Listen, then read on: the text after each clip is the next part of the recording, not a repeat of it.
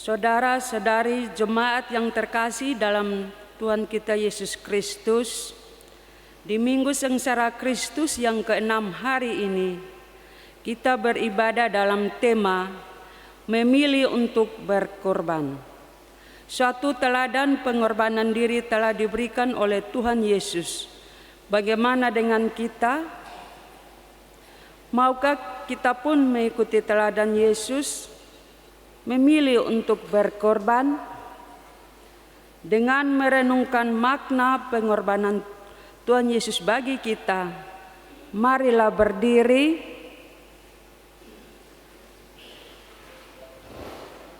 dan dengan kerendahan hati kita beribadah kepadanya. Kita akan menyanyi dari Kidung Jemaat 157 bait pertama dan kedua, Insan Tangisi Dosamu.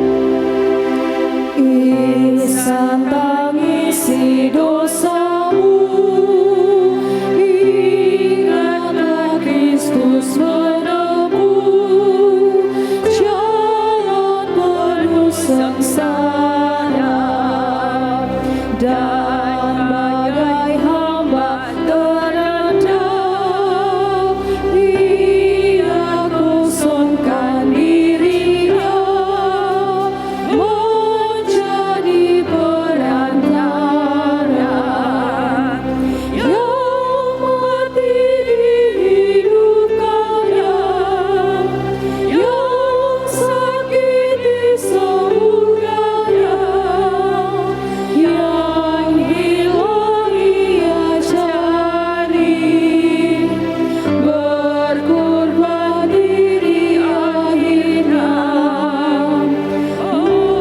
memikul dosa dunia di atas kayu salib.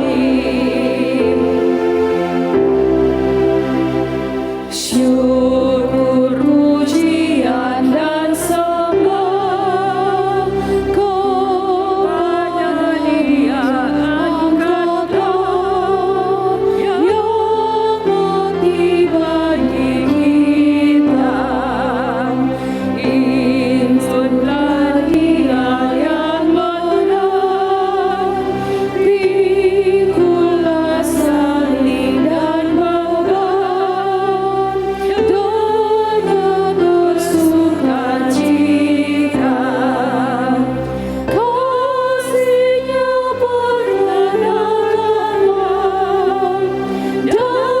dalam kuasa nama-Nya, kalahkanlah yang jahat, ingat darah-Nya yang kudus, yang bagi abad-abad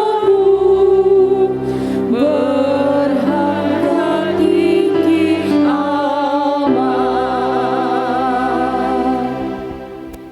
Dalam nama Bapa, Anak, dan Roh Kudus.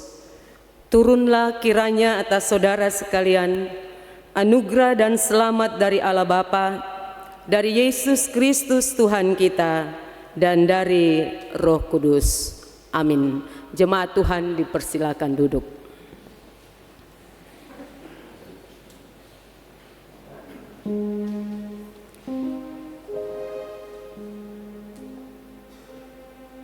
Jemaat yang diberkati, Nats yang akan membimbing kita dalam ibadah Minggu Sengsara ke-6 saat ini terambil dari Matius 26 ayat 6 dan ayatnya yang ke-7. Beginilah bunyi firman Tuhan. Ketika Yesus berada di Betania, di rumah Simon si Kusta, datanglah seorang perempuan kepadanya, membawa sebuah buli-buli pualam berisi minyak wangi yang mahal. Minyak itu dicurahkannya ke atas kepala Yesus. yang sedang duduk makan. Demikian firman Tuhan.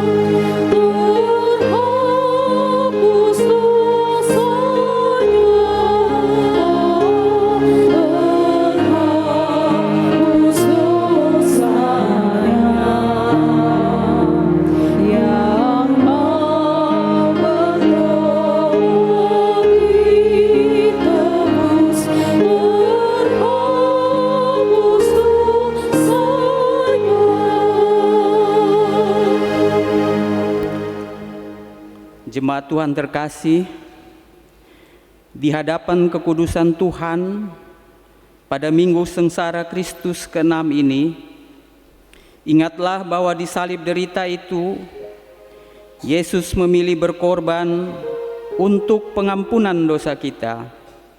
Karena itu, marilah kita menghampiri Tuhan dalam doa untuk mengaku segala dosa dan kelemahan kita, sambil memohon anugerah pengampunan Tuhan. Saat teduh.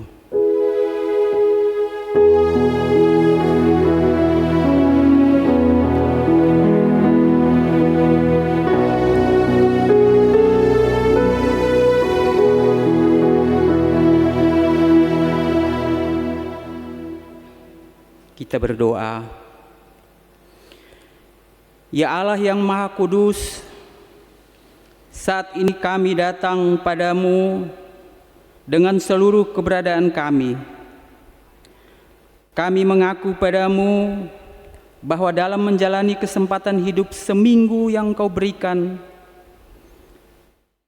sering kami tidak menyenangkan hati-Mu. Kami juga menyakiti sesama kami lewat tutur kata kami, lewat tingkah laku kami, bahkan pikiran kami. Karena itu saat ini kami mohon, ampunilah kami dan baharui kami, supaya kami layak di hadapan-Mu. Di dalam nama Yesus kami berdoa. Amin.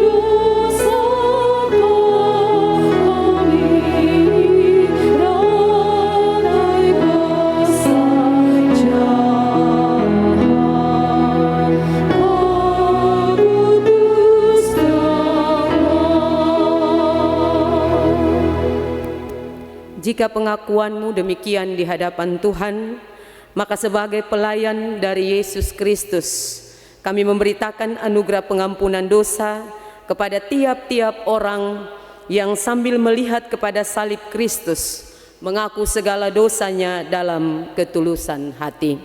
1 Petrus 1 ayat 18-19 berkata demikian, sebab kamu tahu bahwa kamu telah ditebus dari cara hidupmu yang sia-sia, yang kamu warisi dari nenek moyangmu, bukan dengan perak atau emas, melainkan dengan darah yang mahal, yaitu darah Kristus yang sama seperti darah anak domba, yang tak bernoda dan tak bercacat. Demikianlah berita anugerah Allah bagi kita.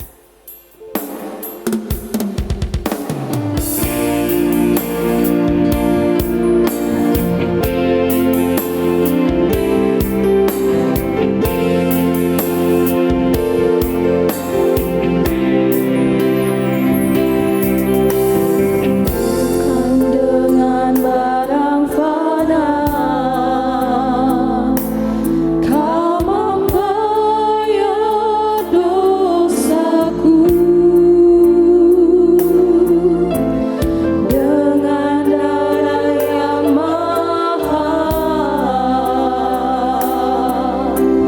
tiada noda dan celah.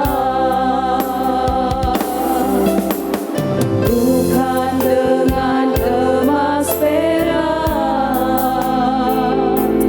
Kau menebus diriku.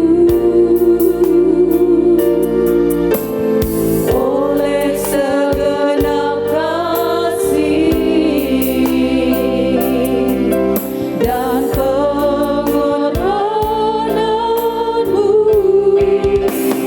dalam hati dan tinggalkan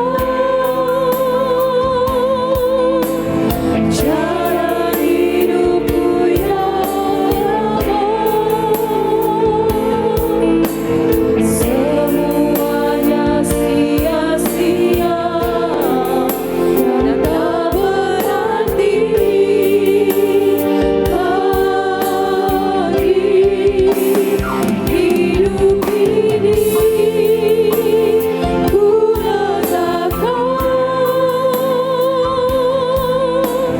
pada mezbah-Mu ya Tuhan. Jadilah padaku seperti yang Kau ingini.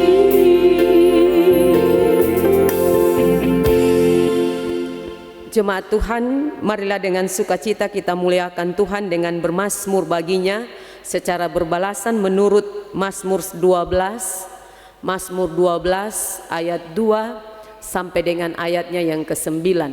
Mazmur 12 ayat 2 sampai dengan ayatnya yang ke-9.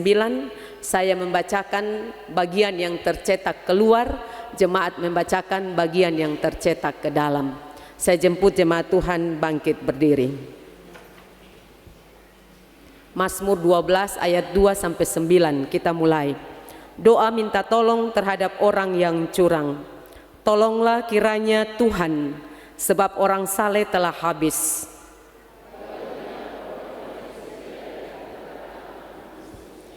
Mereka berkata dusta yang seorang kepada yang lain.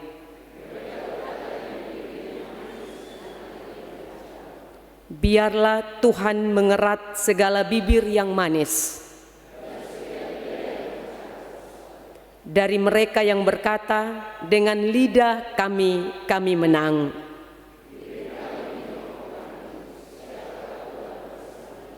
Oleh karena penindasan terhadap orang-orang yang lemah, sekarang juga aku bangkit, firman Tuhan. Janji Tuhan adalah janji yang murni.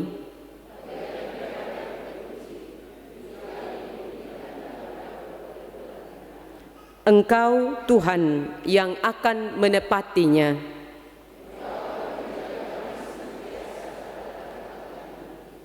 Orang-orang fasik berjalan kemana-mana.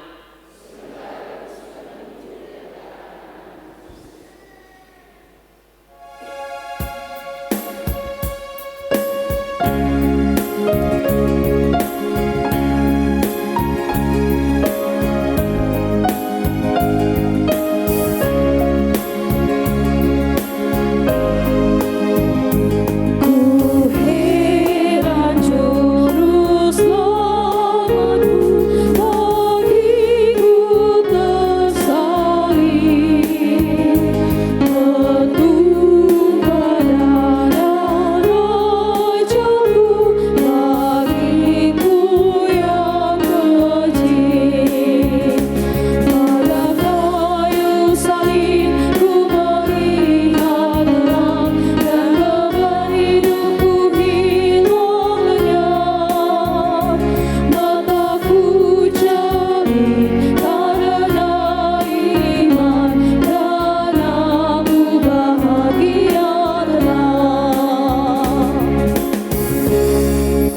Jemaat Tuhan dipersilakan duduk. Kita mempersiapkan firman Tuhan yang terpilih dari Injil Matius 26 ayat 1 sampai dengan ayatnya yang ke-16.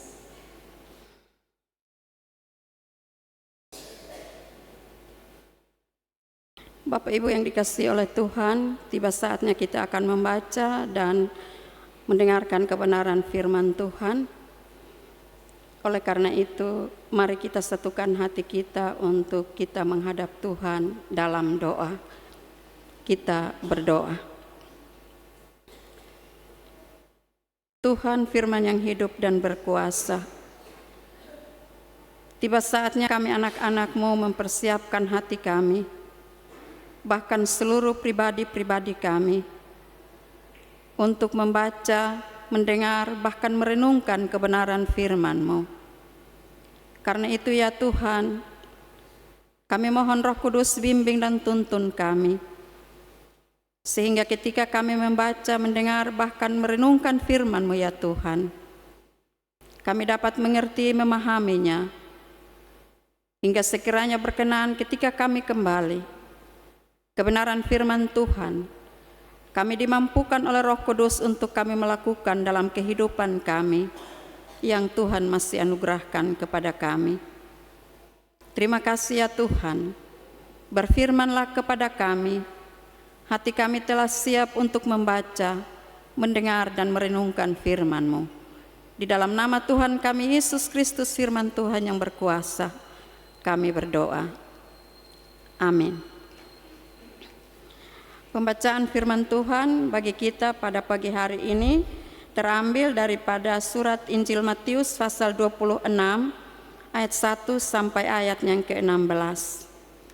Jemaat Tuhan dipersilahkan untuk berdiri.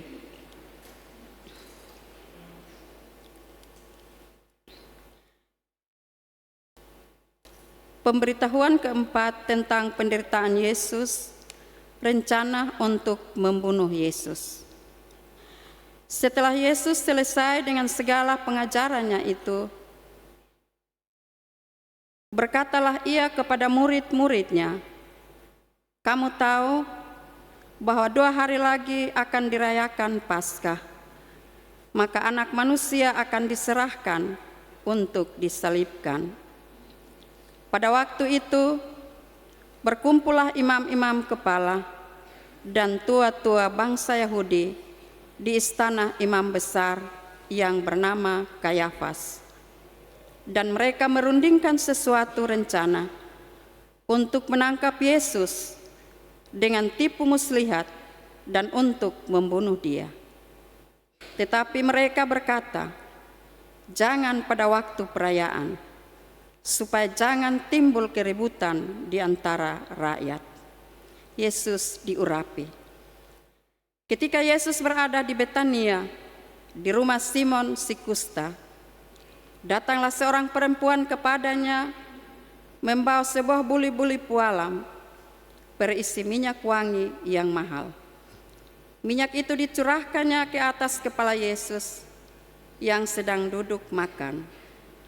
Melihat itu, murid-murid gusar dan berkata, "Untuk apa pemborosan ini? Apa minyak itu dapat dijual dengan mahal dan uangnya dapat diberikan kepada orang-orang miskin?" Tetapi Yesus mengetahui pikiran mereka, lalu berkata, "Mengapa kamu menyusahkan perempuan ini? Sebab ia telah melakukan sesuatu perbuatan yang baik kepadaku. Karena orang-orang miskin selalu ada padamu, tetapi aku tidak akan selalu bersama-sama kamu. Sebab dengan mencurahkan minyak itu ke tubuhku, ia membuat sesuatu persiapan untuk penguburanku. Aku berkata kepadamu, sesungguhnya di mana saja Injil ini diberitakan di seluruh dunia, apa yang dilakukannya ini akan disebut juga untuk mengingat aku." Yudas mengkhianati Yesus. Kemudian pergilah seorang dari ke-12 murid itu yang bernama Yudas Iskariot. Kepada imam-imam kepala ia berkata, Apa yang hendak kamu berikan kepadaku, supaya aku menyerahkan dia kepada kamu?"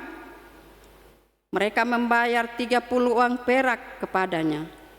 Dan mulai saat itu ia mencari kesempatan yang baik untuk menyerahkan Yesus. Demikian sabda Tuhan.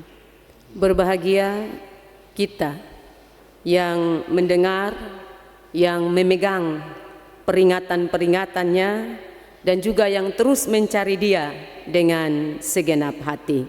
Hosiana.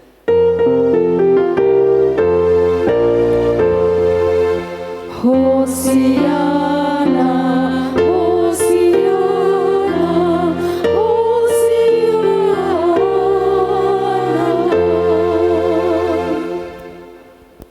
Jemaat Tuhan dipersilakan duduk.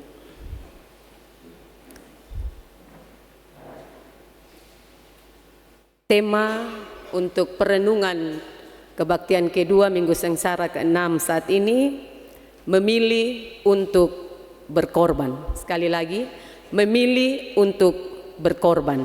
Salam. Puji Tuhan. Walau cuaca hujan, tapi semangat untuk berjumpa dengan Tuhan tidak kendor bagi kita.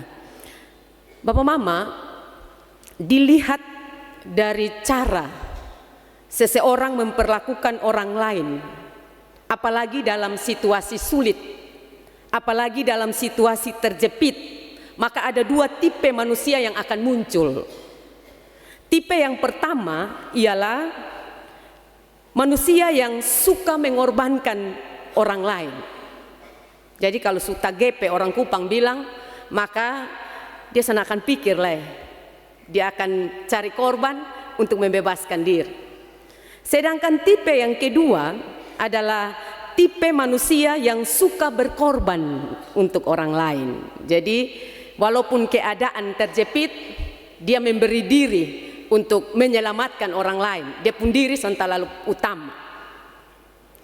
Dalam firman Tuhan hari ini, 3 perikop yang kita baca, kita melihat ternyata dua tipe manusia ini ada di sekeliling Yesus. Bahkan memberi respon terhadap pernyataan Yesus di ayat kedua. Saya baca ulang kasih kita. 26 ayat 2 firman Tuhan bilang, "Kamu tahu bahwa 2 hari lagi akan dirayakan Paskah, maka anak manusia akan diserahkan untuk disalibkan." Jadi waktu Yesus omong ini pernyataan, dua tipe manusia ini muncul dari kalangan Yesus sendiri. Tipe yang pertama yaitu tipe yang suka mengorbankan orang lain, diwakilkan oleh dua kelompok orang. Yang pertama itu ada di ayat 3 sampai ayat 5. Imam-imam kepala dan tua-tua bangsa Yahudi. Mereka sementara merencanakan sebuah kejahatan berunding untuk bagaimana caranya tangkap Yesus, caranya bunuh Yesus. Karena situasi sudah terjepit. 2 hari lagi perayaan Paskah orang Yahudi. Paskah orang Yahudi itu mereka merayakan pembebasan keluar dari Mesir. Jadi itu perayaan yang meriah. Lalu kelompok yang kedua yang juga memiliki tipe mengorbankan orang lain, itu kita lihat dalam perikop ketiga ayat 14 sampai dengan ayat 16. Ada Yudas yang memilih mengkhianati Yesus dengan cara menjual Yesus. Dan tipe orang yang kedua yang mau berkorban untuk orang lain diwakilkan oleh seorang perempuan. Ayat 7 firman Tuhan saya baca. Datanglah seorang perempuan kepadanya membawa sebuah buli-buli pualam berisi minyak wangi yang mahal. Minyak itu dicurahkan ke atas kepala Yesus yang sedang duduk makan. Sosok seorang perempuan yang membawa, yang memberikan sesuatu yang sangat berharga bagi Yesus. Kitab Matius dan Markus tidak menyebut nama perempuan itu, tapi kalau kita lihat ayat yang paralel Yohanes 12 dengan jelas di situ kasih tahu nama identitas perempuan itu adalah Maria, saudari Lazarus. Bapak Mama, mari kita lihat lebih dalam tindakan dua kelompok manusia itu. Saya tidak mulai dari tipe yang korbankan orang, saya mulai dari tipe yang mengorbankan diri, yaitu seorang perempuan yang menyatakan kasih yang dalam kepada Yesus. Perempuan tanpa nama, tidak dikenal, tidak memiliki posisi penting, namun justru dari perempuan inilah yang tampaknya paling memahami kondisi Yesus saat itu, paling mengerti apa yang Yesus sementara rasakan, apa yang sementara terjadi dengan diri Yesus. Bapak Mama, kalau kita lihat perikop pertama, dibilang pemberitahuan keempat tentang penderitaan Yesus. Artinya, 4 kali Yesus omong, 4 kali Yesus kasih tahu di murid-murid perihal penderitaan dan kematiannya. Tetapi para murid ini tidak peka, tidak peduli, tidak ada tanda bahwa dong akan merespon apa yang Tuhan sampaikan. Kalau sampai 4 kali omong, ini hal penting, hal emergensi. Orang kalau omong 1 kali lewat artinya tidak terlalu emergensi, tapi kalau ulang 4 kali, ini hal yang penting, ini hal yang sangat prioritas. Tetapi tidak ada tanda para murid memahami, apalagi meresponi perkataan Yesus. Perkataan Yesus 4 kali itu seperti masuk telinga kanan, keluar telinga kiri.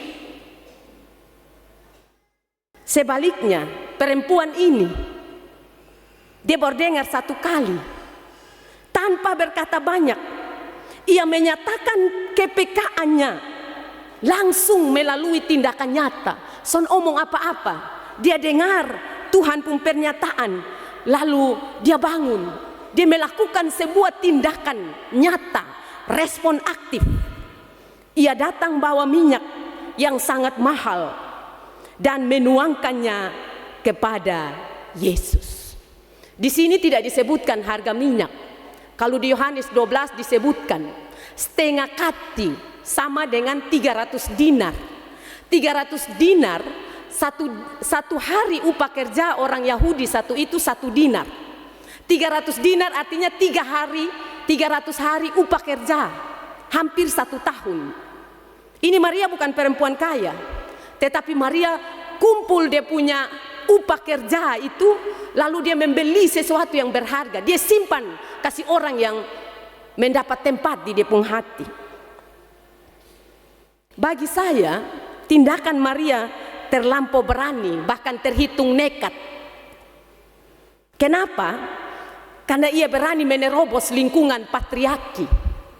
Orang Yahudi, laki-laki yang utama, perempuan dan anak-anak kelas di bawah. Bahkan mereka tidak dilibatkan dalam hal-hal yang di muka umum. Lingkungan patriarki yang didominasi oleh laki-laki. Tetapi Maria seperti sone peduli dengan budaya yang berlaku saat itu. Maria seperti sone peduli dengan keadaan sekitar, opini publik. Bahkan saya mau bilang tindakan Maria lebih kepada tindakan spontan. Artinya alami, tanpa perencanaan. Kalau dia rencana dan dia hitung-hitung itu hukum keagamaan saat itu, saya rasa dia tidak akan berani. Dia tidak akan berani karena ada banyak hal yang dia langgar di situ. Ada banyak hal yang dia buat di luar dari kebiasaan, dari tradisi. Tapi karena ini tindakan spontan, tanpa perencanaan, didorong oleh luapan kasih yang dalam, maka dia membuat sesuatu yang bagi saya tidak biasa tapi luar biasa. Dan bagi Maria, kesempatan berjumpa Yesus dan melayani Yesus tidak selalu terbuka baginya. Tidak setiap saat dia punya kesempatan untuk bertemu apalagi melayani Yesus. Maria sangat mencintai Yesus, karena itu ia mengorbankan segalanya. Dan Bapak Mama, atas tindakan Maria ini ada 2 respon juga yang terjadi. Respon yang pertama yaitu datang dari Yesus. Tindakan Maria ditafsir oleh Yesus sebagai pengurapan bagi kematiannya. ayat 10 sampai 13. Dan karena itu Yesus sono kasih biar untuk perempuan ini dihukum, untuk perempuan ini diadili, untuk perempuan ini disalahkan. Dia berkata, Yesus berkata untuk membela perempuan ini, ia telah melakukan suatu perbuatan yang baik kepadaku. Kasih Maria telah menuntunnya untuk melakukan hal-hal yang benar, hal-hal yang mulia pada waktu yang tepat. Artinya tidak salah perbuatan, tindakan perempuan ini. Sekali lagi, Maria seperti terkonek dengan Yesus. Apa yang Yesus pikirkan, apa yang sementara bergejolak dalam diri Yesus, apa yang sementara dibutuhkan oleh Yesus, seperti Maria tahu. Dompu hati seperti berjumpa begitu. Dan tindakan perempuan ini menjadi bagian dari Injil yang terus diberitakan di seluruh dunia, bahwa Yesus harus mati. Dan ada lagi satu hal, bahwa apa yang dibuat oleh Maria ini memenuhi satu tradisi agama Yahudi saat itu, yaitu seseorang yang hendak mati, maka ia harus melewati yang namanya ritus atau upacara pengurapan. Saya pun curiga Tuhan omong ulang-ulang ini supaya ini para murid dong buat apa yang Maria buat. Pengurapan itu bisa dilakukan sebelum Yesus mati, supaya memenuhi hukum Yahudi. Dan kita lihat bahwa Maria melakukan itu, mempersiapkan kematian Yesus. Lalu ritus Yahudi yang terkait pengurapan biasanya dilakukan oleh kaum pria Yahudi. Haram hukumnya seorang perempuan. Karena apa? Karena perempuan itu tidak boleh menyentuh laki-laki, apalagi dalam upacara keagamaan. Haram, tidak boleh. Tapi apa Maria melakukan? Saya melihat ini sebagai bentuk transformasi budaya yang dikerjakan oleh perempuan itu. Lalu hal yang kedua yang agak ganjil dari yang dibuat oleh Maria, minyak yang meleleh biasanya diseka, dilap dengan kain. Tapi yang dibuat oleh Maria, dia seka, dia lap dengan rambut. Rambut perempuan Yahudi saat itu tidak boleh terurai sembarang, karena itu adalah simbol kehormatan, mahkota. Dia hanya boleh terurai apabila di hadapan dia suami, di hadapan laki-laki lain tidak boleh. Mungkin sekarang yang adopsi itu kita pun saudara-saudara umat muslim, jadi dong kalau pakai jilbab tidak sembarang dong buka jilbab begitu, tutup kerudung kepala. Tapi Maria melakukan itu. Maria melepas kehormatannya untuk memberi penghormatan tertinggi kepada Yesus.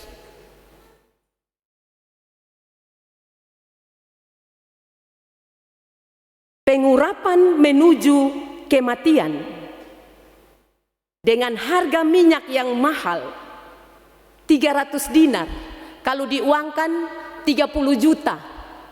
Itu rupiah sekarang. Kalau dulu, sekarang saya bapak mama, saya beli minyak wangi 50.000, ju pikir-pikir karena kebutuhan lain banyak.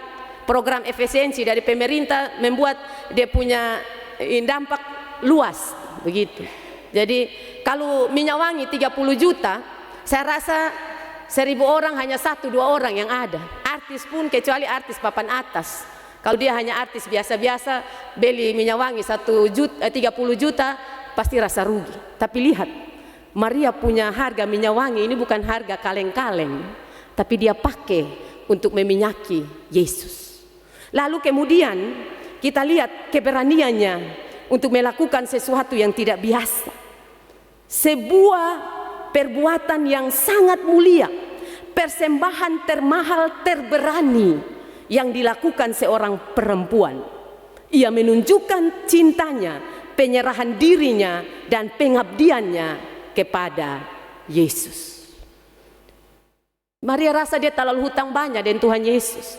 Dia punya saudara Lazarus yang mati, Tuhan Yesus kasih bangkit. Dicengkram oleh roh jahat, Tuhan Yesus bebaskan dia. Terlalu banyak pengorbanan Yesus dalam diri Maria, sehingga dia hitung itu 30 juta minyak wangi dia persembahkan. Tafsiran yang kedua datang dari pihak murid-murid, ayat 8. Mereka protes, bahkan firman Tuhan bilang gusar. Mereka marah, mereka kecewa, mereka bilang itu tindakan pemborosan, tindakan yang salah, tindakan yang kurang tepat.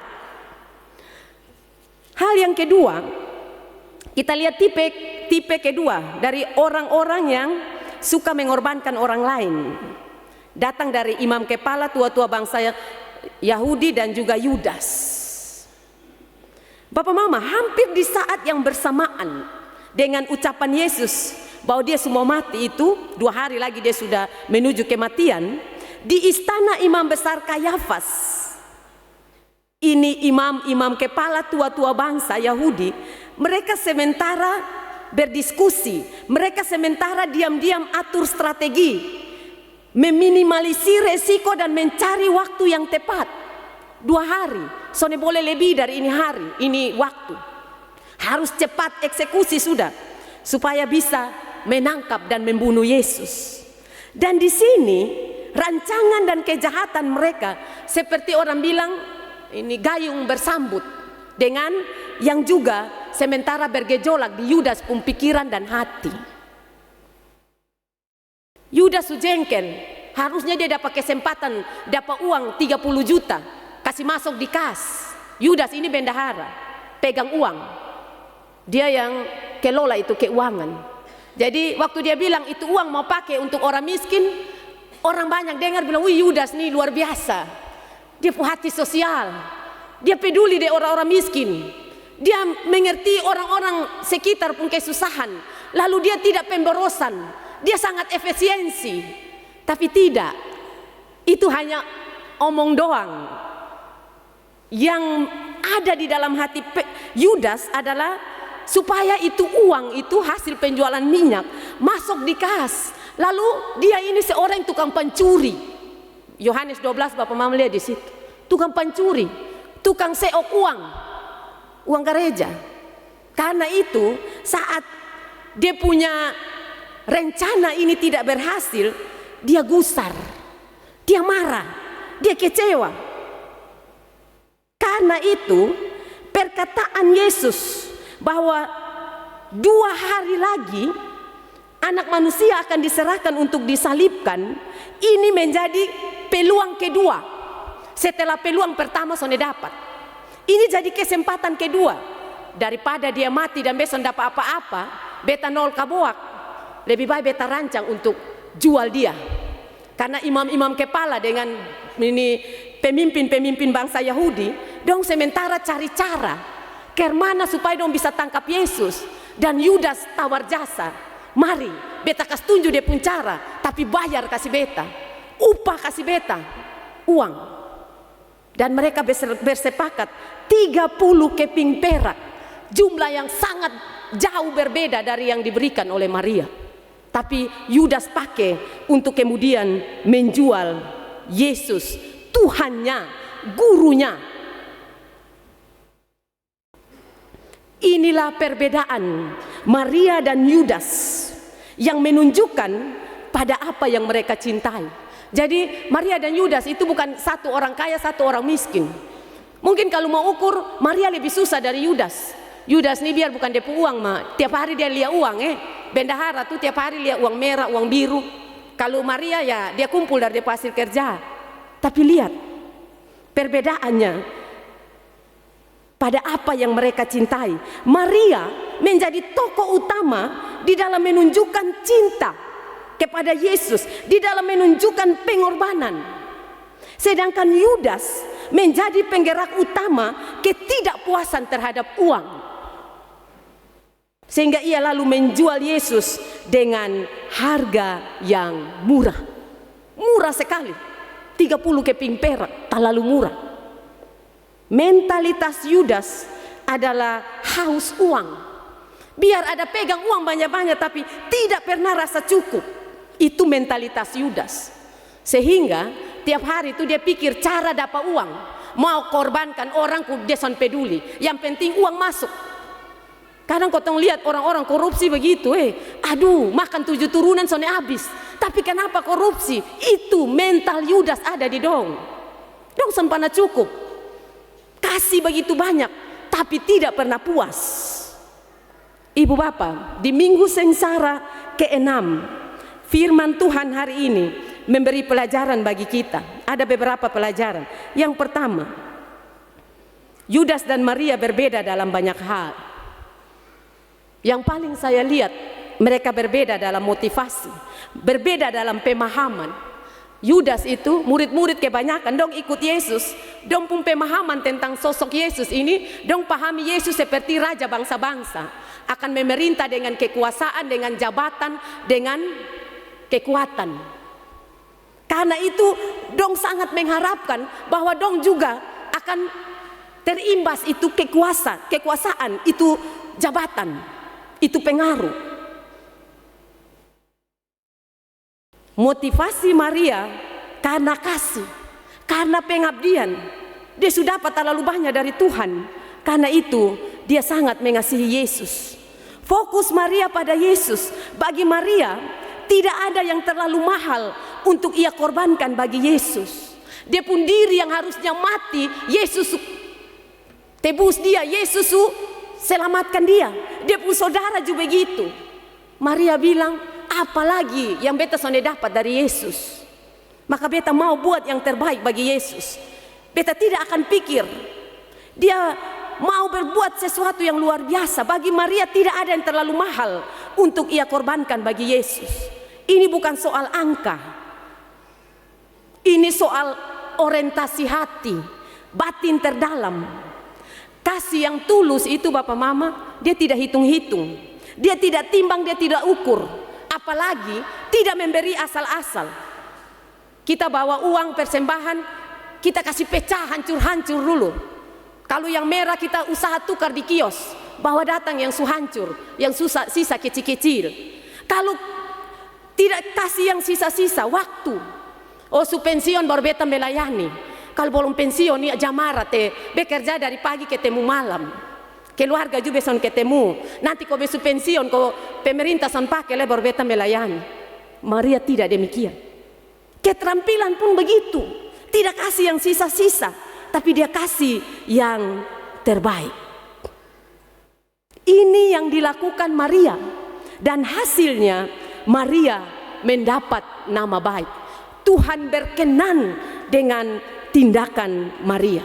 Sementara Yudas motivasi ikut Tuhan karena kekuasaan, karena uang, maka Yudas jatuh. Ia melakukan pengkhianatan, menolak bukan saja pengorbanan Maria kepada Yesus, tetapi pengorbanan Yesus pun dia tolak.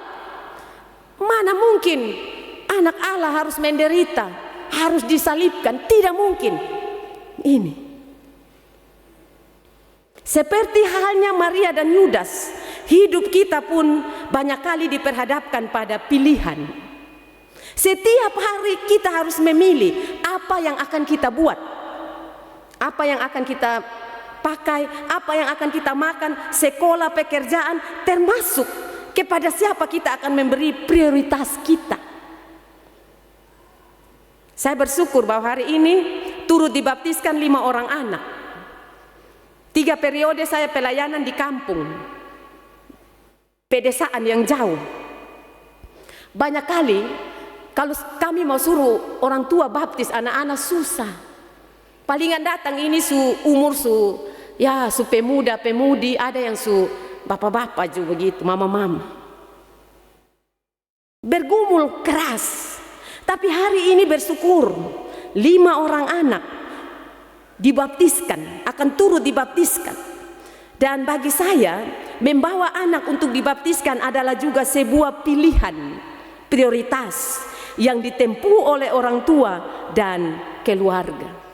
Apalagi kita gemit bawa anak-anak yang masih mea. Tadi saya lihat ada mama pun anak masih mea-mea, dia belum mengerti. Tapi kalau orang tua ambil pilihan, artinya itu menjadi prioritas. Dan pilihan hari ini akan menentukan, akan berlanjut, akan berdampak dalam kehidupan ke depan anak-anak selanjutnya. Orang tua akan berkorban untuk kehidupan jasmani dan rohani anak-anak ke depan. Jadi dia tidak akan hanya terfokus pada hal jasmani, tetapi hal rohani pun akan sangat orang tua perhatikan untuk perkembangan, untuk kehidupan anak-anak ke depannya. Layaknya Maria kepada Yesus untuk selalu memberi yang terbaik bagi mereka. Yang kedua, bacaan hari ini memperlihatkan kepada kita dua jenis pilihan yang sangat kontras, sangat ekstrim, antara pilihan untuk memberi segalanya dan pilihan untuk menjual segalanya. Karena motivasi mengikut Yesus, maka bisa jadi kita jatuh pada dua kemungkinan ini: berkorban untuk Yesus segalanya, berkorban segalanya, ataukah menjual segalanya dengan berbagai macam sebab atau alasan. Papa mama, kalau kau tahu motivasi sone benar, sone tulus ikut Yesus, maka sone tunggu keadaan terjepit, sone tunggu dalam penderitaan, dalam aniaya, kau su menyangkal bab tua.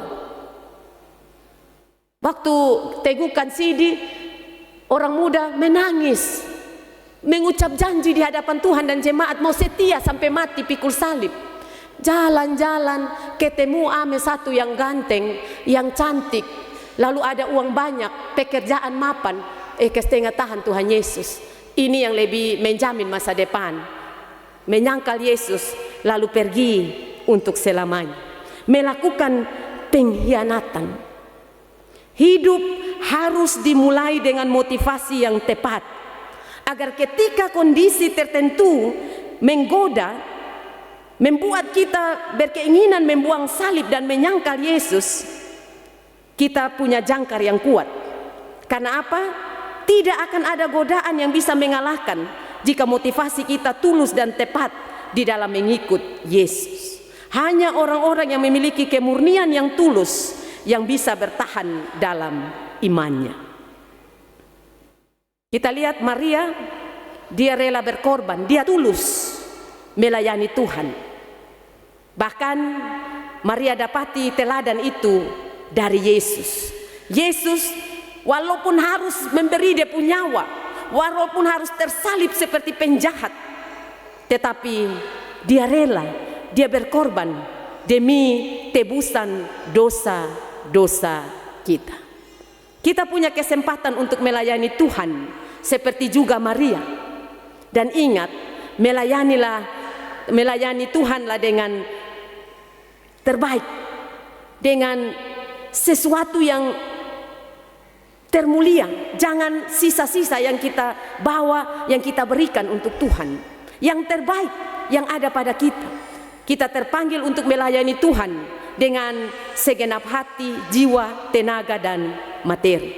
Hal yang terakhir, yang ketiga, di dalam Tuhan segala pengorbanan kita tidak akan sia-sia. Lihatlah, pengorbanan yang dilakukan oleh Maria berujung pada kemuliaan yang dia peroleh dari Tuhan. Tuhan ingat apa yang dilakukan oleh Maria. Pengorbanan Maria kepada Yesus dikenang. Bahkan oleh Tuhan Yesus bilang, sepanjang pemberitaan firman Injil, maka Maria tidak akan dilupakan. Tetapi sebaliknya, perbuatan Yudas menjadi perbuatan yang dikutuki dan tidak layak untuk diteladani. Selamat memilih untuk melakukan yang terbaik atau yang terburuk bagi Tuhan dan sesama. Selamat merayakan Minggu Sengsara ke-6 dan selamat untuk 5 orang tua keluarga dari 5 anak yang akan dibaptis hari ini. Firman Tuhan menolong dan memberkati kita semua. Amin. Saya jemput jemaat Tuhan bangkit berdiri untuk menyatakan pengakuan iman dengan mengucapkan pengakuan iman rasuli. Masing-masing kita berkata, aku percaya kepada Allah, Bapa yang Maha Kuasa, Khalik langit dan bumi, dan kepada Yesus Kristus, anaknya yang tunggal, Tuhan kita, yang dikandung daripada Roh Kudus, lahir dari anak darah Maria, yang menderita di bawah pemerintahan Pontius Pilatus, disalibkan, mati dan dikuburkan, turun ke dalam kerajaan maut. Pada hari yang ketiga, bangkit pula dari antara orang mati, naik ke sorga, duduk di sebelah kanan Bapa yang Maha Kuasa, dan akan datang dari sana untuk menghakimi orang yang hidup dan yang mati. Aku percaya kepada Roh Kudus, gereja yang kudus dan am, persekutuan orang kudus, pengampunan dosa, kebangkitan daging, dan hidup yang kekal.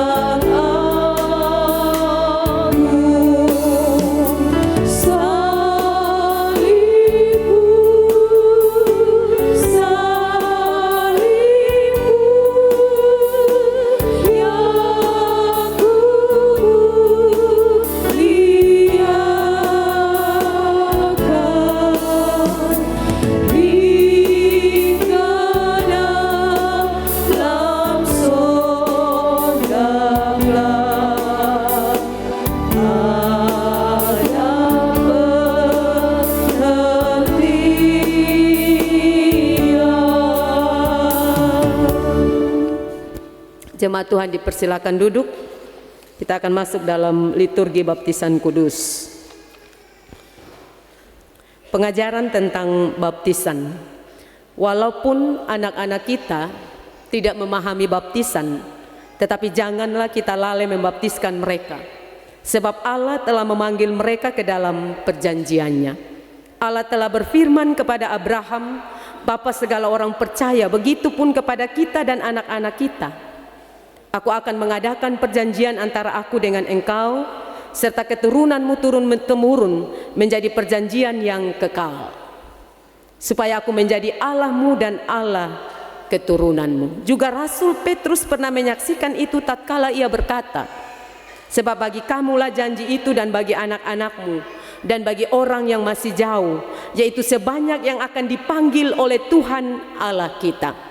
Yesus Kristus menyambut anak-anak kecil yang dibawa kepadanya, meletakkan tangannya ke atas mereka serta memberkati mereka seperti yang disaksikan penginjil Markus.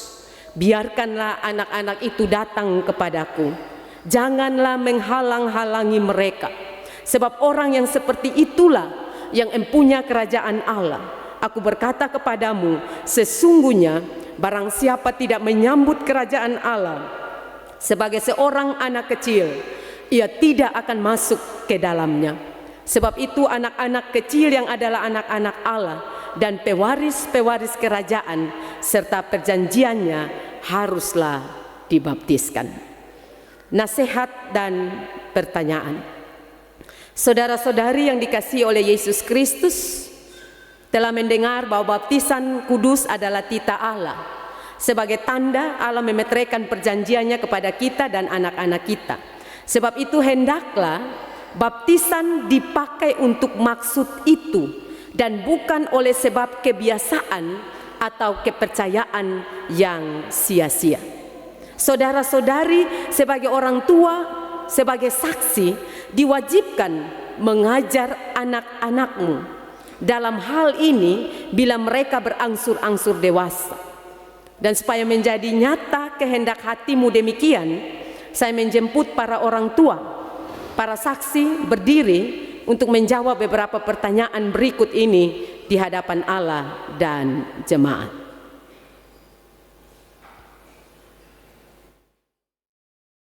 Apakah saudara-saudara percaya bahwa berdasarkan atas janji Allah, anak-anakmu diterima dalam perjanjiannya dan sebab itu harus dibaptis? Apakah saudara-saudari berjanji akan mendidik mereka di dalam iman, ketaatan kepada Yesus sesuai dengan Alkitab dan pengakuan iman yang baru saja kita ikrarkan? Apakah jawabmu orang tua dan saksi dari anak Darelano Briando Asa?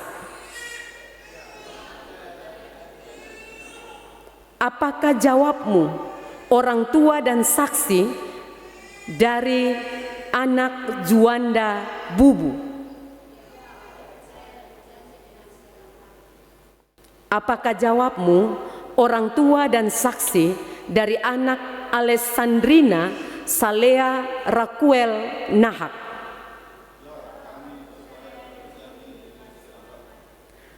Apakah jawabmu orang tua dan saksi dari anak Arnolin Margaret Neonbeni? Dan apakah jawabmu orang tua dan saksi dari anak Gefrina Valeska Lalu?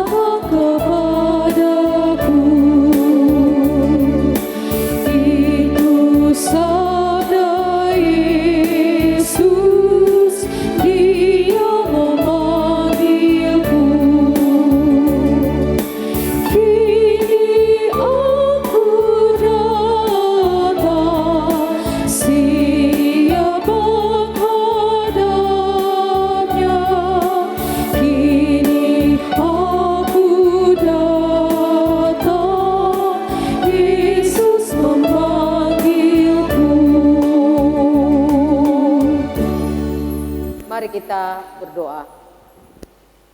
Ya Tuhan, kami mohon kepadamu, datanglah kiranya Engkau menumpangkan tangan-Mu ke atas anak-anak-Mu ini, supaya mereka terpelihara dan hidup. Firman Tuhan berkata, dengan sukacita kami menimba air dari mata air keselamatan. Amin.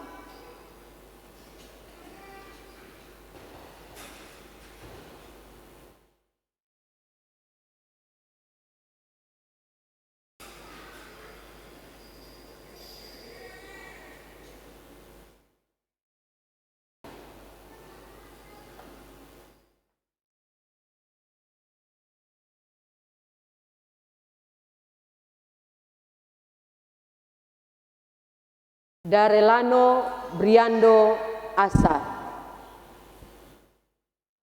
aku membaptiskan engkau dengan nama Bapa dan Anak dan Roh Kudus.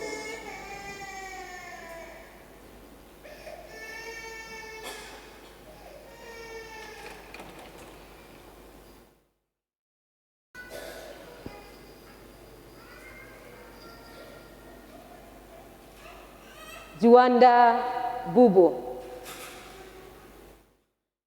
aku membaptiskan engkau dengan nama Bapa dan Anak dan Roh Kudus.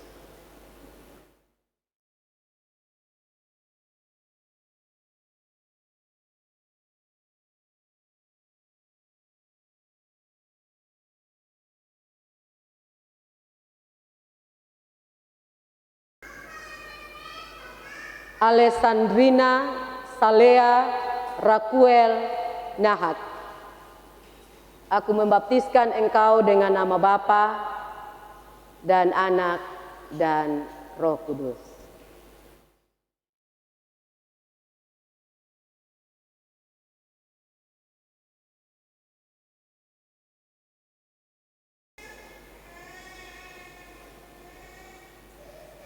Arnolin Margaret Neon Beni.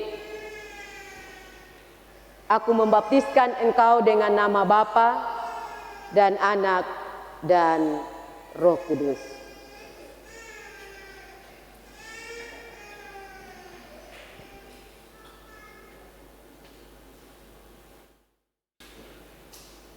Gefrina Paleska Lalu. Aku membaptiskan engkau dengan nama Bapa dan Anak dan Roh Kudus. Tuhan akan menjaga keluar masukmu dari sekarang sampai selama-lamanya. Amin.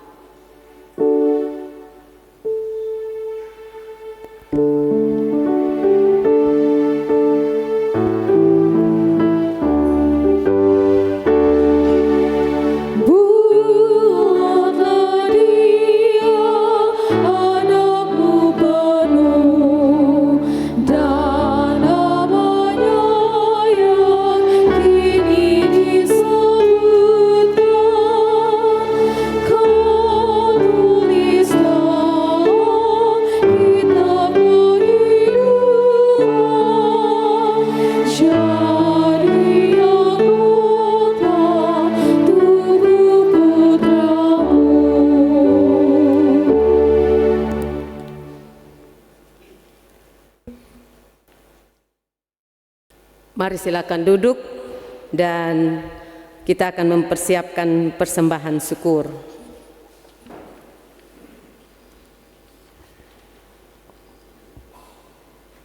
Jemaat yang terkasih, dalam Tuhan kita Yesus Kristus, ingatlah bahwa Tuhan Yesus telah terlebih dahulu mempersembahkan dirinya menjadi tebusan selamat bagi kita. Karena itu, mari kita memberi persembahan syukur kita kepada Tuhan dengan mengingat kemurahan hati jemaat Makedonia sebagaimana kesaksian Paulus dalam 2 Korintus 8 ayat 2 dan ayat yang ketiga. Selagi dicobai dengan berat dalam berbagai penderitaan, sukacita mereka meluap, dan meskipun mereka sangat miskin, namun mereka kaya dalam kemurahan. Aku bersaksi kepadamu bahwa mereka telah memberikan menurut kemampuan mereka, bahkan melampaui kemampuan mereka. Mari kita puji Tuhan dari NKB nomor 199 bait 1 dan seterusnya.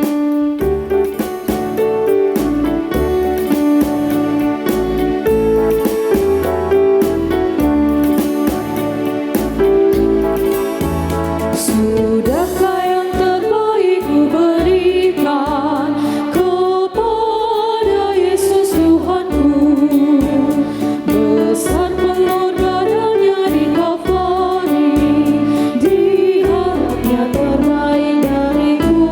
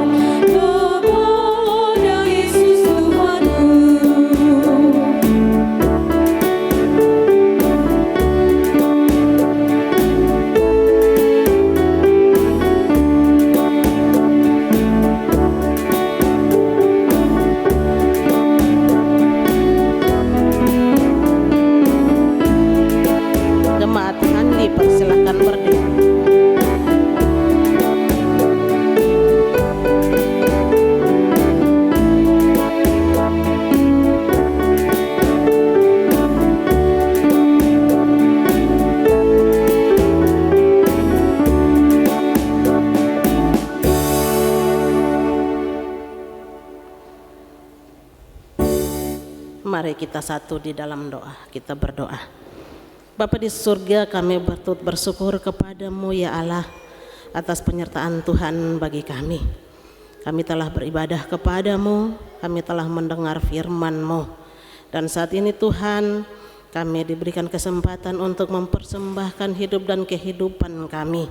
Di dalamnya kami mempersembahkan persembahan syukur kami, ada natsar, perpuluhan, dan persembahan lainnya. Kiranya Tuhan memberkati akan semua berkat yang kami peroleh ini, agar berguna bagi pelayanan-Mu di tempat ini, dan dikelola dengan baik oleh yang mengaturnya, dan berguna untuk pelayanan kami. Terima kasih Bapa di surga, kami bersyukur untuk berkat yang telah kami terima dan telah kami berikan kepadamu yang adalah bagian-Mu. Oleh karena itu Tuhan, terimalah persembahan kami ini. Hanya dan di dalam nama Tuhan Yesus kami berdoa dan bersyukur kepada Bapa di surga. Amin.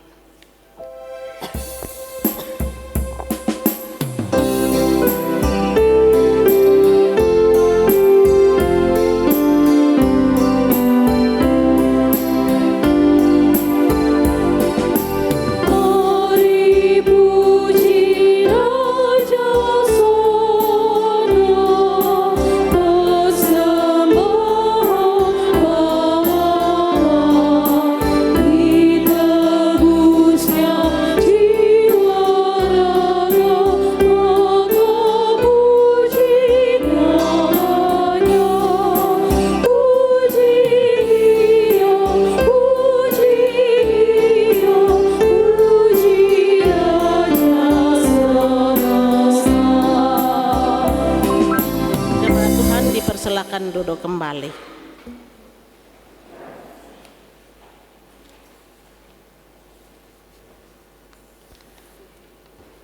Bapak Mama, jemaat Tuhan, mari kita teduhkan hati untuk kita masuk dalam syafaat. Mari kita berdoa. Terima kasih ya Tuhan, kami bersyukur di hadapan hadirat-Mu. Waktu terindah Tuhan bawa, Tuhan tuntun kami berkumpul di rumah Tuhan. Bahkan waktu yang indah memuji-muji Tuhan, menaikkan doa dan juga mendengarkan firman kebenaran-Mu.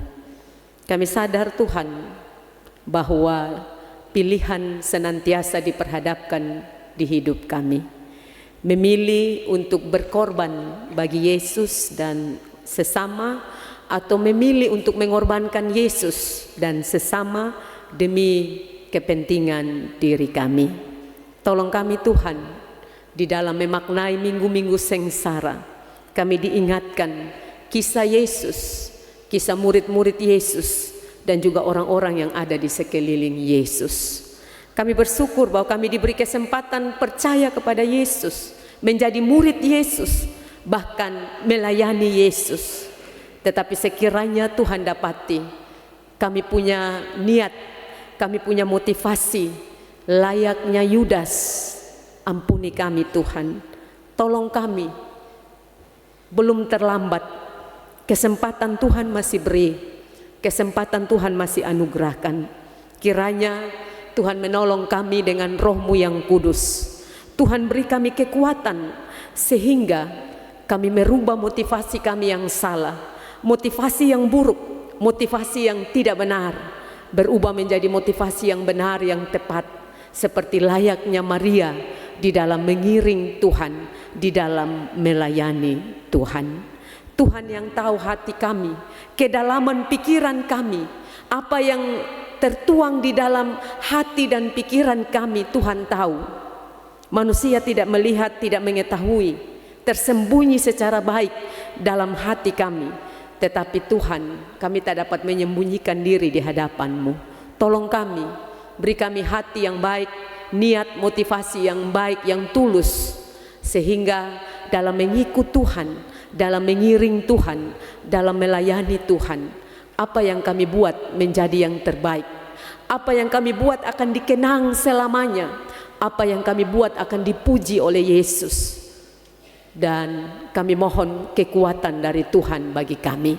Bapa di sorga, kami juga bersyukur hari ini ada sukacita dari 5 orang anak, di mana menjadi waktu Tuhan, waktu perkenanan Tuhan bagi mereka.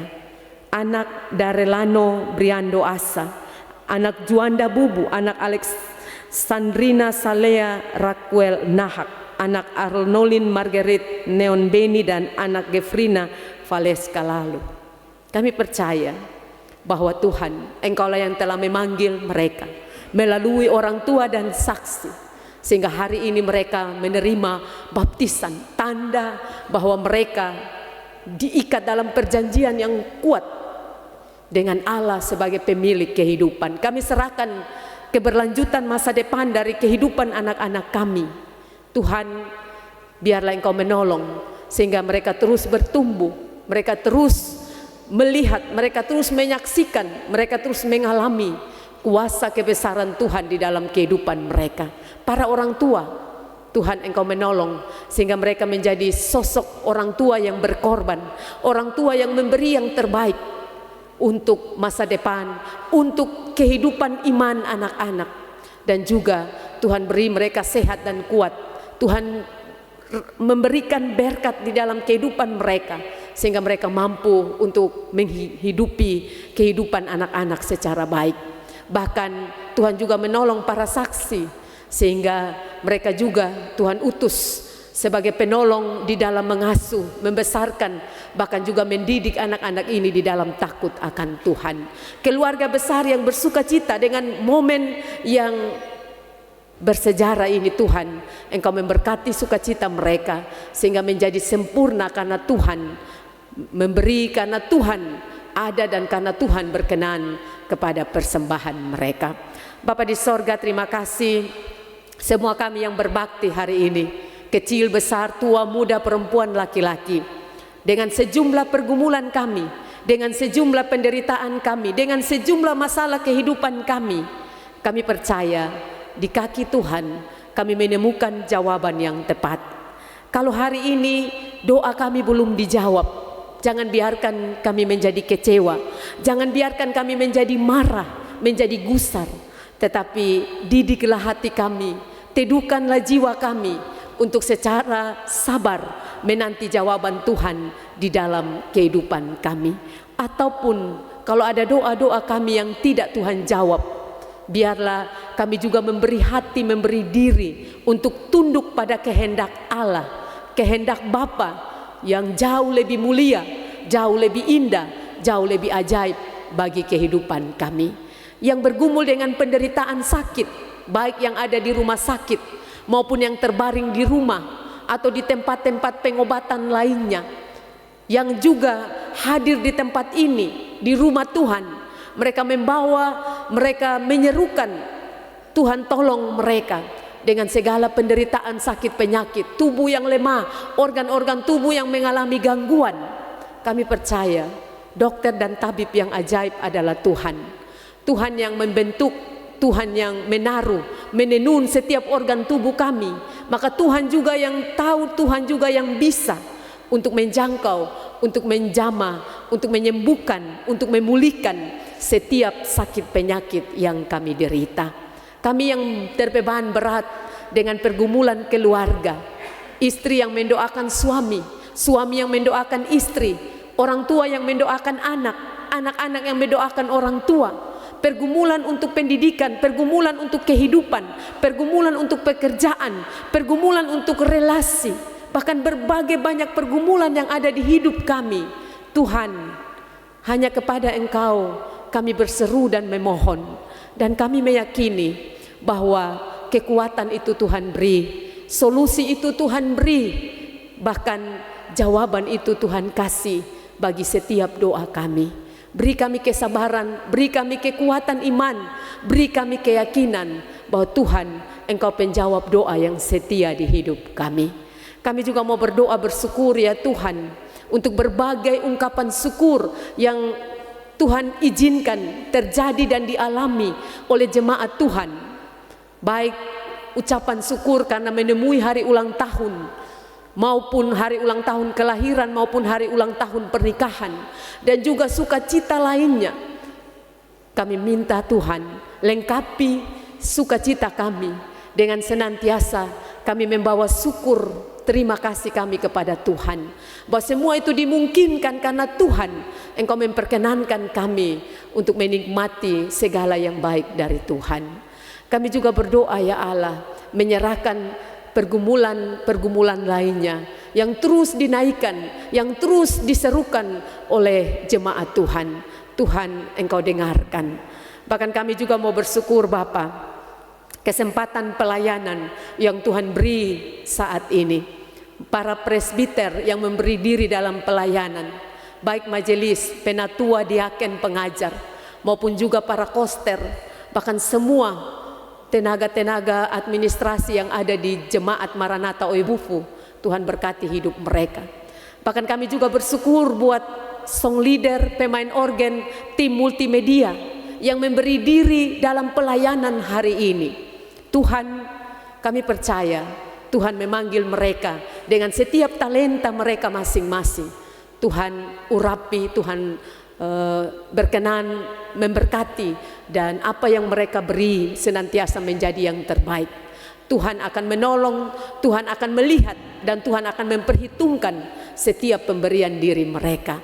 Kami juga berdoa bagi para pelayan Tuhan, 4 orang pendeta yang ada di sini, dalam pemberian diri mereka sebagai hamba Tuhan, melayani, mendoakan jemaat Maranatha Oibufu. Tuhan berkati, Tuhan beri sehat, Tuhan beri kuat, Tuhan beri hikmat, Tuhan menyertai, sehingga mereka terus diurapi dengan kuasa yang dari sorga. Pelayanan mereka berkenan di hadapan Tuhan.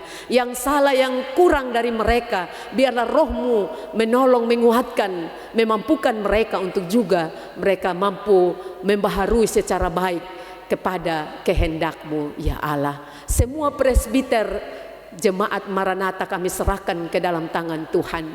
Pertemukanlah diri-Mu di dalam diri mereka, sehingga dengan pengalaman berjumpa Tuhan memungkinkan mereka menjadi saksi-saksi yang benar, saksi-saksi yang hidup, saksi-saksi yang senantiasa diberkati oleh kuasa penyertaan Tuhan. Kami serahkan seluruh pergumulan ini ke dalam tangan Tuhan.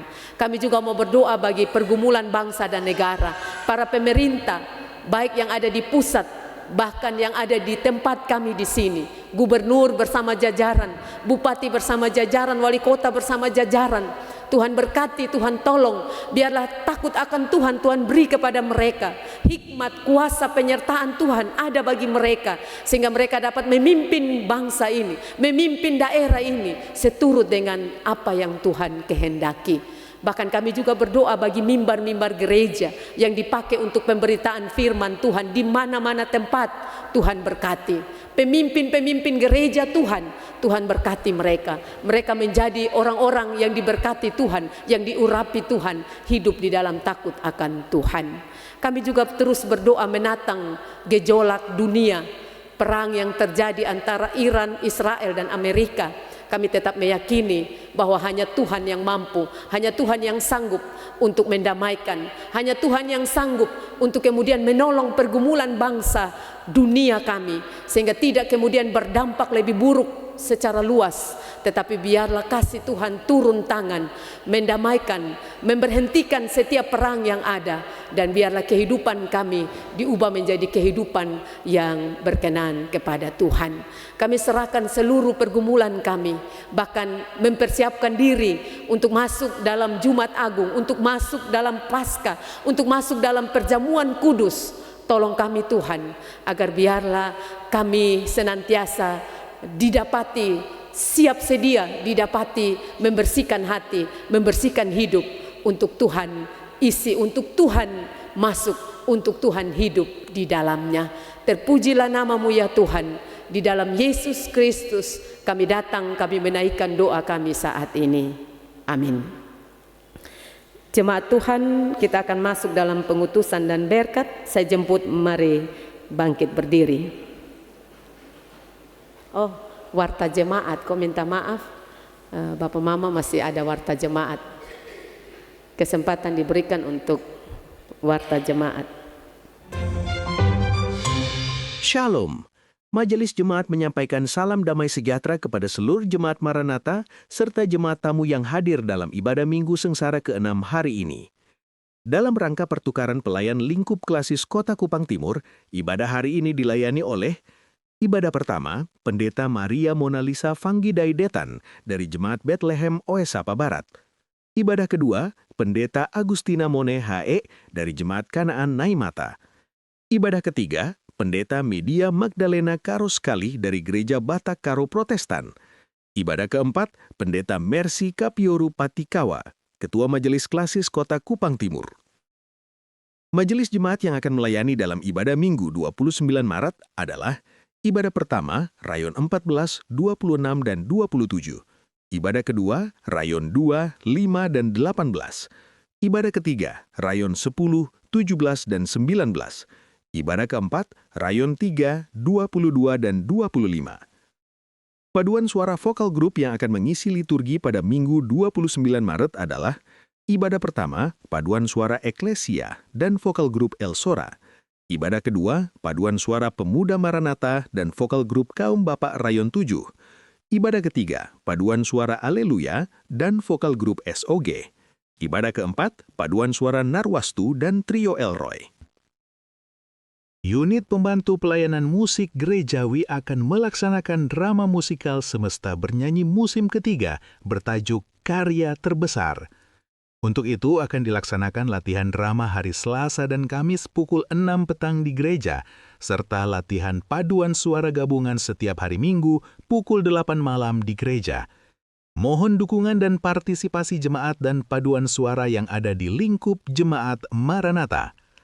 Unit Pembantu Pelayanan PAR telah memulai kegiatan pembelajaran kelas taruna dan remaja senior. Bagi jemaat yang ingin bergabung, dapat mengikuti kelas setiap hari Minggu pukul 10.30 pagi di gereja. Kami memohon bantuan orang tua untuk mengingatkan putra-putrinya. Unit Pembantu Pelayanan PAR mengundang seluruh pengajar PAR untuk mengikuti kegiatan pelatihan bertajuk Grow and Glow. Pelatihan ini akan berlangsung pada hari Rabu 24 Maret pukul 3 petang di gereja. Seluruh peserta harap memakai pakaian bernuansa putih atau biru. Unit Pembantu Pelayanan Perempuan akan menyelenggarakan ibadah gabungan pada hari Kamis 26 Maret pukul 5 petang di gereja. Pendeta Vivi C.R. Balo akan memimpin ibadah ini dengan tema Hidup sebagai Ciptaan Baru. Paduan Suara Perempuan menggelar latihan rutin setiap hari Selasa dan Sabtu pukul 5 petang di gereja. Perkunjungan Unit Pembantu Pelayanan, Badan Pengurus Kaum Bapa dan Pendeta Pendamping ke rumah Bapak Benyamin Rafael di Rayon 25 pada hari Sabtu 28 Maret pukul 6 petang. Kaum lansia akan menyelenggarakan ibadah pada hari Senin 30 Maret pukul 4 petang di gereja. Unit Pembantu Pelayanan Pastoral akan menyelenggarakan pelatihan keterampilan pelayanan pastoral pada hari Kamis 26 Maret pukul 9 pagi di gereja. Pendeta Sarlinda Kisek akan hadir sebagai narasumber dalam kegiatan ini. Kami meminta seluruh koordinator rayon untuk mengutus 1 orang diaken dari setiap rayon sebagai peserta pelatihan. Undangan tertulis melalui para koordinator rayon menyusul. Perkunjungan Unit Pembantu Pelayanan PIPD dan Pendeta Pendamping adalah sebagai berikut. Pendeta Soleman Uliloni melayani di Persekutuan Doa Elim pada hari Selasa 24 Maret pukul 4.30 petang. Pendeta Vivi C.R. Balo melayani di Persekutuan Doa Ebenezer pada hari Kamis 26 Maret pukul 7 malam. Pendeta Vivi C.R. Balo melayani di Persekutuan Doa Siloam pada hari Sabtu 28 Maret pukul 3 petang. Pelayanan Baptisan Kudus bulan April akan dilaksanakan pada hari Senin 6 April pukul 8 pagi.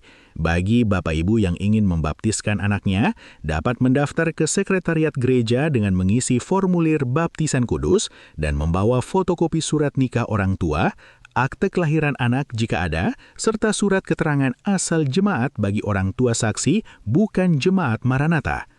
Pendaftaran paling lambat pada hari Kamis 2 April pukul 3 petang. Penggembalaan orang tua dan saksi pada hari Sabtu 4 April pukul 10 pagi di gereja. Ibadah persiapan perjamuan kudus akan dilaksanakan pada hari Selasa 31 Maret pukul 6 pagi dan 6 petang. Gladi perjamuan kudus akan dilaksanakan setelah ibadah persiapan perjamuan kedua selesai. Perjamuan kudus Paskah akan dilaksanakan pada hari Kamis 2 April pukul 6 pagi, 8 pagi, 4 petang, dan 6 petang. Ibadat Jumat Agung akan dilaksanakan pada tanggal 3 April pukul 8 pagi. Ibadah Paskah akan dilaksanakan pada hari Minggu 5 April pukul 5 pagi setelah prosesi kemenangan Paskah. Ibadah syukur Paskah akan dilaksanakan pada hari Senin 6 April pukul 8 pagi. Majelis Jemaat menyampaikan turut berduka cita atas berpulangnya Oma Kekasih, Versin Mesa, di Rayon 1, meninggal pada hari Minggu 15 Maret, pemakaman pada hari Selasa 17 Maret. Kehadiran jemaat dalam ibadah Minggu 15 Maret mencapai total 1.763 jemaat, terdiri dari 701 jemaat laki-laki dan 1.062 jemaat perempuan. Pemuda Wilayah Kasih akan memfasilitasi ibadah gabungan Pemuda Maranatha pada Rabu 25 Maret pukul 7 malam. Pendeta Yusuf Nakmova akan memimpin ibadah ini. Mohon hadir tepat waktu. Gereja menerima persembahan berupa 1 tandan pisang dari 1 keluarga di Rayon 11. Majelis Jemaat menyampaikan terima kasih. Laporan keuangan periode 14 hingga 20 Maret mencatat saldo awal ditambah penerimaan Rp68.186.500. Pengeluaran Rp15.556.200. Saldo akhir Rp52.630.300. Penerimaan untuk pembangunan Rp5.355.800. Saldo akhir pembangunan Rp107.148.677. Sekian warta minggu ini. Terima kasih, Tuhan Yesus memberkati.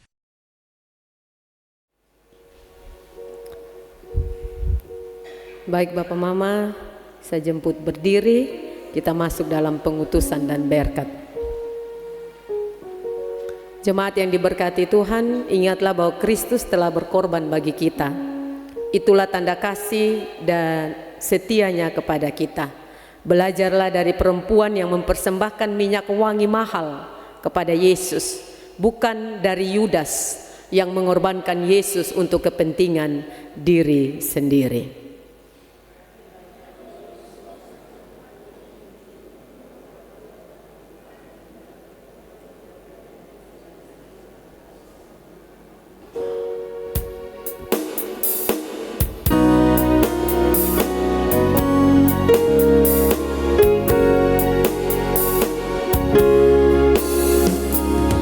Di padanya saya berdiri.